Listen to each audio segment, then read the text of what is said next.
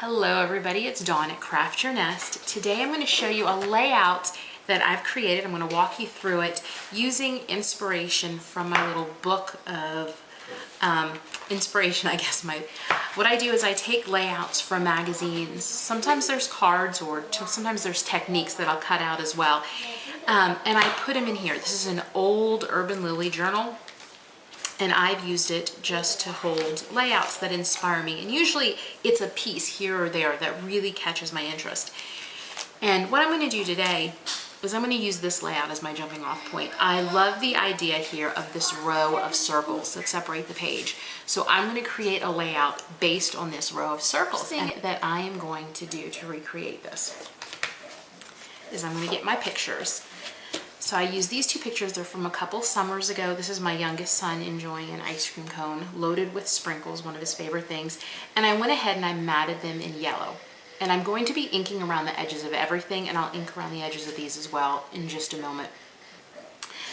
But I have these two pictures that I've already matted, and these are the two sheets that I'm going to use for my background. This is a very thin cardstock on the bottom, and it's just there to kind of keep everything in place. But it's very thin. It's not your typical cardstock. Originally, I was going to use this side with the flowers for the top of the layout, but it ended up just being too busy. So I'm going to flip it over and use the brown. Once I add the pictures and all the circle embellishments and a little bit of journaling up here, it's going to liven up the brown a bit. And on the bottom, I have the orange. And this is just some old Echo Park. And a lot of what I'm going to use is just some old Echo Park that I have laying around. So the first thing I'm going to do is I'm going to ink around all my edges and adhere these down. And then I'm going to go ahead and adhere the pictures. I love these Tim Holtz applicators. They're foam and they're only like $5. And they are fantastic for adding ink. And I'm just going to real quickly ink all my edges. And it'll just tie everything together. I'm going to do the same thing with the circles in a minute. Okay, let's put that to the side. Now I'm just going to go ahead and adhere these.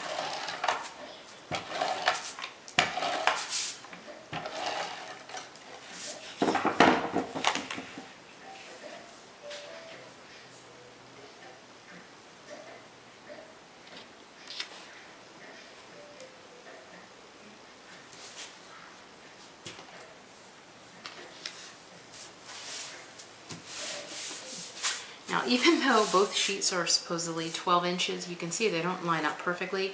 All I'm going to do to fix that is add a little bit of ink.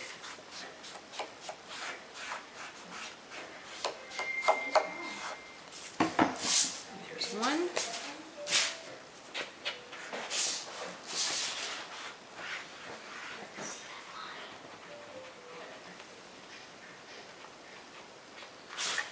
Two. And now you can't tell. I'll go ahead and adhere the bottom.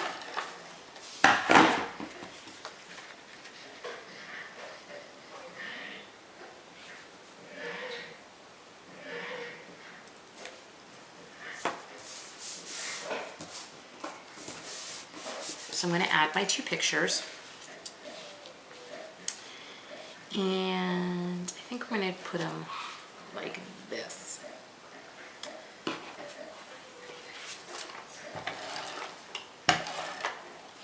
I do not stress overly much about where they're going to go.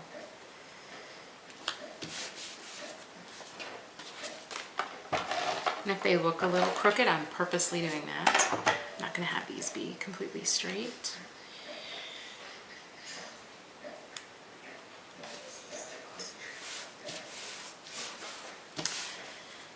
And I'm going to end up labeling it over here on the side. So I've got a little wider gap over here on this side than the other. And I'm going to have a little bit of journaling up here. But what I'm going to do for my inspiration piece, I'm going to add that row of circles. And I just took several circle punches that I had, went through in some coordinating colors, some bright fun colors. This is going to add my real pops of color with these circles. And I just cut some varying sizes circles. Here are my circles.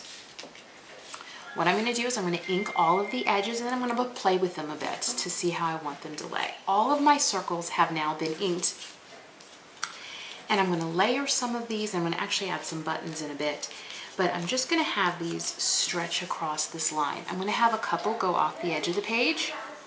I'm going to use this as the base of the circles. And then I'm going to add a couple of these other ones on as layers, and then I will add some buttons. So you can see at the end, 2 are going to go off the sides, and I'll just cut those off with scissors in a minute, and then I'll ink over the edges where they're exposed. While I'm here, I'll go ahead and cut the edges off where they go off the sides of the page.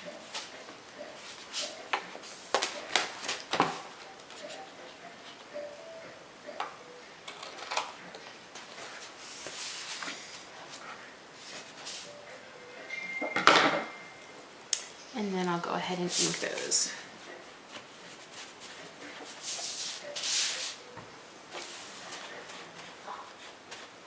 And I'm about to get kitten. That's Gracie, and she loves paper.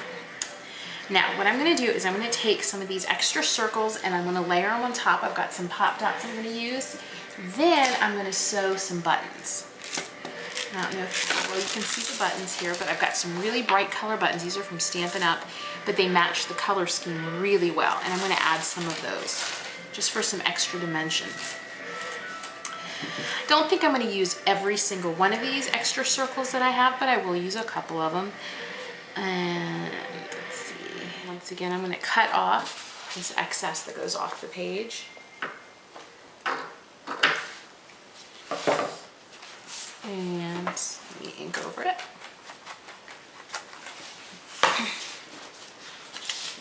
And I'm thinking I will do maybe one more of these on the pop dots. I'm thinking about doing yellow somewhere. Now what I'm going to do is I'm going to add in some of these buttons. I'm not going to use all of them. And I'm not going to embellish every circle with a button, but I'm going to use a few.